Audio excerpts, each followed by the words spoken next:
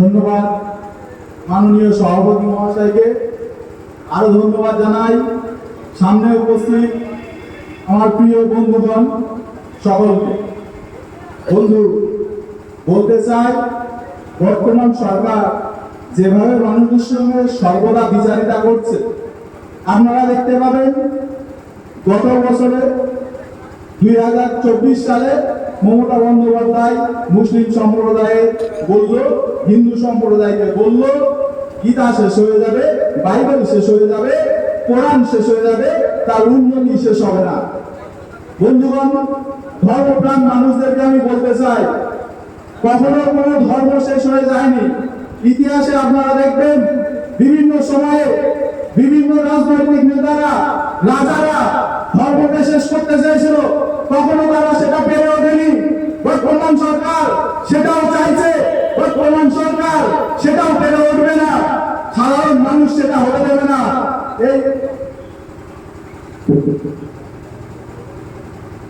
এই পশ্চিমবাংলায় ধর্মপ্রাণ মানুষ বসবাস করে, নিজেদের ধর্ম নিজেরাই করে, সরকারের এই চোখরাঙানিতে মেনে নেবে না। বন্ধুগণ, বলতে চাই, শুধুমাত্র ধর্ম নিয়ে বিচারিতা করছে সেটাই না। আজকে মুসলিম সমাজের ওয়াকফ কমিটিরা বলল কি, এ রাজ্যে আমি থাকতে ওয়াকফ আইন লাগু হতে দেব না। কিন্তু কি করলো, তিনি মেনে নিলেন এবং প্রাচীন সময় হাতে থাকতে তখন বলে দিলেন, এবারে কুইক পোর্টালে তোমাদের সমস্ত ডকুমেন্টস গুলো জমা করে দাও। বন্ধুগণ, বলতে চাই, তারপরেও কি আমাদের এই 5 দিনের জন্য আমরা যে সময় দিয়েছিল সেটা 5 দিনের সময় পাইনি। তার মধ্যে 2 দিন ছিল, একদিন শনিবার, একদিন রবিবার, মূলত দেখা গেল 3 দিনের সময় আমাদেরকে দিয়েছিল। বন্ধুগণ, বলতে চাই, এই বিচারিতা সরকার শুধুমাত্র যে বিজেপি সরকার মুসলিমের শত্রু তা নয়, এই টিএমসি সরকারও মুসলিমের শত্রু, পুরোপুরি মুসলিমের শত্রু। বন্ধুগণ, এটা বলতে চাই যে এই দুই সরকারকে একেবারে নিপাত করতে হবে, একেবারে বিসর্জন দিতে হবে। তার জন্য আমাদের বাম সমর্থিত আইএসএফ ক্যান্ডিডেট কুতুবউদ্দিন ফাহাদি মহাশয়কে 29 এপ্রিল খামচিহ্নে ভোট দিয়ে বিপুল ভোটে জয়যুক্ত করতে হবে। বন্ধুগণ, এই রাজ্যে শুধু কুতুবউদ্দিন ফাহাদি মহাশয়কে না, যত জায়গায় বাম সমর্থিত, আইএসএফ সমর্থিত আমাদের ক্যান্ডিডেট আছে, সকল ক্যান্ডিডেটকে সঠিক সময়ে ভোট দিয়ে জয়যুক্ত করতে হবে এবং এই দুই সরকারকে বাংলা থেকে বিসর্জন দিতে হবে। এসআইআর নিয়ে কি করলো, তিনি সেখানেও বললেন যে আমি বেঁচে থাকতে এ রাজ্যে এসআইআর হতে দেব না। যদি আমি বেঁচে থাকি, আমার বুকের উপর দিয়ে এসআইআর করতে হবে। আপনাদের কাছে প্রশ্ন করি, তিনি কি বেঁচে নেই? তিনি যদি বেঁচে থাকেন তাহলে এসআইআর কিভাবে হয়ে গেল? আর এসআইআর যখন হয়ে গেল, তার ভাই বোন বলেছিল যে এ রাজ্যে একজন যদি বৈধ ভোটারকে বাদ দেওয়া হয়, ডিলিট করা হয়, তাহলে দিল্লিতে 1 লক্ষ মানুষ নিয়ে আন্দোলন করবে, দিল্লি সরকার তাকে আটকাতে পারবে না। তিনি কি বলেছিল সে কথা কি তিনি ভুলে গেছে, নাকি দিল্লির রাস্তাটা তিনি চিনতে পারছে না? মমতা বন্দ্যোপাধ্যায় অন্যদিকে বলল, আমার ভবানীপুরে 40,000 ডিলিট হয়ে গেছে। আবার তার পরিবর্তিতে বলল কি, তাতে তার বয়ে গেছে। তো এতে করে আমরা কি বুঝছি, এই সরকার শুধুমাত্র নিজের গদি বাঁচানোর সরকার, চোরের সরকার, ডাকাতের সরকার। এই সরকারকে আমরা একত্রিত ভাবে বাম আইএসএফ এর সমর্থিত মাননীয় কুতুবউদ্দিন ফাহাদি মহাশয়কে 29 এপ্রিল ভোট দিয়ে জয়যুক্ত করে এই সরকারকে আমরা এই বাদুড়িয়া থেকে উৎখাত করব। আপনারা জানেন, এই বাদুড়িয়াতে যে গোপাল ভাঁড় ক্যান্ডিডেট হয়েছে, হ্যাঁ, আমি গোপাল ভাঁড় নাম দিয়েছি, ওই গোপাল ভাঁড়ের নেতৃত্বে পঞ্চায়েত ভোটে ভোট হতে দেয়নি। যেখানে ভোট হয়েছে, দিলীপ কুমার স্কুল গিয়ে সেখানে মেরে ক্যান্ডিডেটদেরকে বার করে দিয়েছে, পুলিশ দিয়ে মেরেছে, বন্দুকের বাদ দিয়ে মেরেছে। সেখানে আমি ছিলাম, আমি মানকে সেখান থেকে বেরিয়েছি। আমি বলতে চাই তখন আইএসএফ এর অত ক্ষমতা ছিল না, কিন্তু এখন যে ক্ষমতা হয়েছে আপনারা দেখবেন এবার ঘটনায় যদি এই দুঃসাহস দেখায়, ওই গোপাল ভাঁড় যদি এই দুঃসাহস দেখায়, সেখান থেকে আমরা গণতান্ত্রিক প্রক্রিয়ায় তাকেও কিন্তু ফিরতে দেবো না। জেলের ভাত খাওয়াবো খাওয়াবো খাওয়াবো বলে রাখলাম।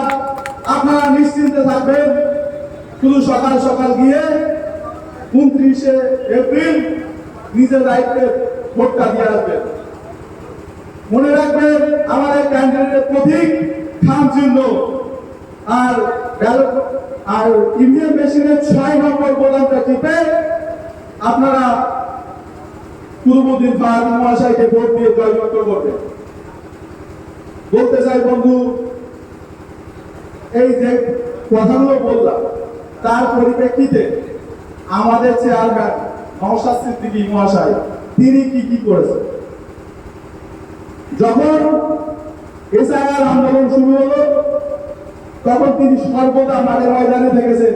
কলকাতাতে লাস্ট যেবার আমাদের চেয়ারম্যানকে অ্যারেস্ট করা হলো, পরপর 3 বার বিজন ব্যানে টেনে তুললো, সেখানে আমি নিজে উপস্থিত ছিলাম। 2 বার ভাইজানকে হাত ধরে টেনে নামিয়ে নিয়ে এসেছি বিজন ব্যান থেকে। তারপরেও মমতা বন্দ্যোপাধ্যায় দিক থেকে উস্কানি দিচ্ছে, পুলিশদেরকে নিয়ে আসতেই হবে, প্রয়োজনে মেয়ে ধরে নিয়ে আসো। মমতা বন্দ্যোপাধ্যায়ের এই উস্কানিতে কলকাতা পুলিশের একজন, তিনি আমার ভাইজানকে বুকে কিল মেরেছিল, অসুস্থ করে দিয়েছিল, তারপরেও কিন্তু তিনি রাজপথ ছেড়ে দেননি। তিনি অ্যারেস্ট হলো, তারপরেও ছাড়া পাওয়ার পরে ওই কলকাতাতে 3 দিনের প্রোগ্রাম করলো। বলতে চাই সাধারণ মানুষের জন্য, শুধুমাত্র মানুষের জন্য, কোনো ধর্মের জন্য নয়, শুধুমাত্র একমাত্র বিধায়ক আমাদের ভাইজান পীরজাদা নওশাদ সিদ্দিকী ভাইজান সাধারণ মানুষের কথা বলছে। সাধারণ মানুষের কথা শুধু মাঠে ময়দানে বলছে তাই নয়, তিনি তার সাধারণ মানুষের জন্য সুপ্রিম কোর্টে গিয়ে কেস করছে, তিনি বিধানসভার মধ্যে গলা ভাঙাচ্ছে। বিধানসভার মধ্যে সর্বোচ্চ প্রশ্ন করার মতো বিধায়ক একমাত্র শুধুমাত্র নওশাদ সিদ্দিকী মহাশয়। তিনি একলাই 450 প্রশ্ন করেছেন, অন্য আর বিধায়করা সেটা করতে সম্ভব হয়নি। বলতে চাই নওশাদ সিদ্দিকী মহাশয়ের হাত যত বেশি আমরা শক্ত করবো, আমাদের সাধারণ মানুষের অধিকার তত বেশি শক্ত হবে। সাধারণ মানুষের অধিকারের জন্য শুধুমাত্র একমাত্র বিধায়ক তিনিই কথা বলেন। তিনি ছাড়া আর কোন বিধায়ক আমার নজরে দেখা নেই যে সাধারণ মানুষের জন্য লড়ছে। মাঠের ময়দানে যেমন লড়ছে, বিধানসভার মধ্যে যেমন লড়ছে, আইনসভার মধ্যে যেমন লড়ছে, সুপ্রিম কোর্টে পর্যন্ত গিয়ে লড়ছে। আজকে ওয়াকফ সম্পত্তিতে মাদ্রাসা, মসজিদ, ঈদগাহ, খানকা এগুলোতে 1 নম্বর খতিয়ানে চলে গেছে। যতটুকু বেঁচে আছে কবরস্থান, সেটুকু নওশাদ সিদ্দিকী ভাইজানের কেসের বদৌলতে এখনো বেঁচে আছে। যদি ওই কেসের জন্য রায় বেরোয় যে ওটাও 1 নম্বর খতিয়ানে যাবে, তো সেটাও চলে যাবে। মমতা বন্দ্যোপাধ্যায় কিন্তু সেটা আটকাতে পারেননি, সেটা আটকানোর চেষ্টাও করেননি। উনি অলরেডি আইনটাকে মেনে নিল এই রাজ্যে। এম.কে. স্টালিন বলে একজন আমরা মুখ্যমন্ত্রী আছে, তামিলনাড়ুর মুখ্যমন্ত্রী, তিনি যখন ওয়াকফ আইন যখন পাশ করলো, ওয়াকফ আইন যখন কেন্দ্র সরকার বলে দিল যে সমস্ত রাজ্যে লাগু করবো, এম.কে. স্টালিন এক কথায় বলে দিল আমি বেঁচে থাকতে এ রাজ্যে ওয়াকফ আইন হতে দেব না। তিনি এখনো পর্যন্ত ওয়াকফ আইন হতে দেননি তার রাজ্যে। আর আমাদের মুখ্যমন্ত্রী বললেন ওয়াকফ আইন হতে দেব না, এখানে গুলুগুলি করবেন না। তারপরেও তিনি ওয়াকফ আইন মেনে নিলেন। উল্টে আমরা যখন ওয়াকফ নিয়ে মাঠে ময়দানে নামলাম, তখন আমাদেরকে 1000 ছেলেদেরকে অ্যারেস্ট করলো। নওশাদ সিদ্দিকীর মতো এমএলএকে 42 দিন জেল খেলালো। মনে রাখতে হবে, কথাগুলো ভুলে যাবেন না। ইতিহাস ভুলে গেলে জাতির অবস্থা খুবই শোচনীয় হবে। মনে রাখতে হবে, ইতিহাস মনে রাখতে হবে। বন্ধুগণ, বলতে চাই 2026 সালের এই নির্বাচন আমাদেরকে শক্ত হাতে সঠিকভাবে করিয়ে নিতে হবে। আপনারা শুধুমাত্র বুথগুলোতে যাতে র্যাগিং না হয় সেই চেষ্টা করবেন। আমরা আপনাদেরকে কথা দিচ্ছি, গণনা থেকে এবার কোনো গোপাল ভাঁড় আমাদের কাছ থেকে ছিনিয়ে নিতে পারবে না। আমরা প্রতিশ্রুতি দিচ্ছি, আপনাদের ভোট মূল্যবান ভোট, আমরা বাঁচাবো সংবিধানকে মান্যতা দিয়ে। আমরা অবশ্যই বাঁচাবো। এবার আপনারা সঠিকভাবে 29 তারিখে কুতুবউদ্দিন ফাহাদি মহাশয়কে খামচিহ্নে ভোট দিয়ে বিপুল ভোটে জয়যুক্ত করুন। আমি আমার বক্তব্য এখানে কি বললাম। ইন্ডিয়ান সেকুলার ফ্রন্ট জিন্দাবাদ, কুতুবউদ্দিন ফাহাদি মহাশয় জিন্দাবাদ, পীরজাদা নওশাদ সিদ্দিকী ভাইজান জিন্দাবাদ।